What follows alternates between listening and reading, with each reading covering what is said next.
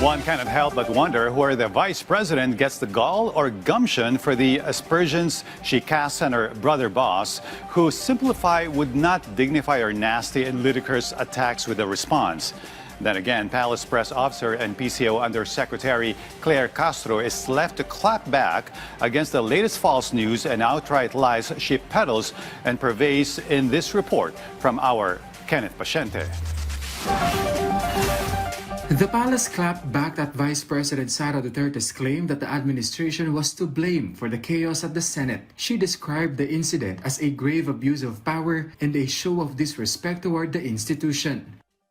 Malacanang said the Vice President's statements have no basis and carry no weight and therefore should no longer be given attention. This was also the palace's response to the Vice President's claim that President Ferdinand R. Marcos Jr. allegedly plans to extend his term through charter change.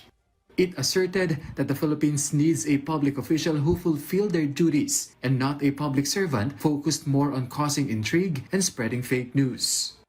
Meanwhile, in connection with the chaos at the Senate Wednesday night, the NBI stressed that the Senate should explain how Senator Ronald Bato de la Rosa was able to leave the Senate premises. Yesterday, Senate President Alan Peter Cayetano himself confirmed that de la Rosa was no longer inside the Senate, based on a report from the Office of the Sergeant at Arms. He allegedly left the building at around 2 a.m. Thursday. The NBI said it was disappointed over the incident.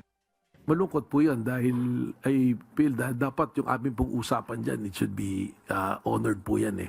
Dahil ako naman po naniniwala na ang ating mga senador, mga kagalang-galang po nating senador, eh sila po humingi ng ganon at ang pagkakaalam naman natin, puproteksyonan nila hindi lamang po si Senator Bato, kundi yung pong ating mismo mga batas at konstitusyon na umiiral. The NBI further stressed that it carried out its mandate in serving the ICC arrest warrant against De La Rosa, which was evident in the chase that took place at the Senate fire exit. However, it said it respected the Senate after the chamber placed the senator under protective custody. Amin pong iniatras yung paghuli ng NBI, hindi po ibig sabihin ay hindi na namin na-arrestoin. Pero ang ibig sabihin po nun, nirirespeto namin po yung sinabi ng Senado na under protective custody. Nevertheless, the NBI is now hoping that the Senate will present De La Rosa and allow him to appear should his presence be required in any legal matter. Sana pagkakailanganing iharap si Senator Bato sa isang mang korte o kung saan mang ahensya na kailangan siyang humarap, ang Senado po ang may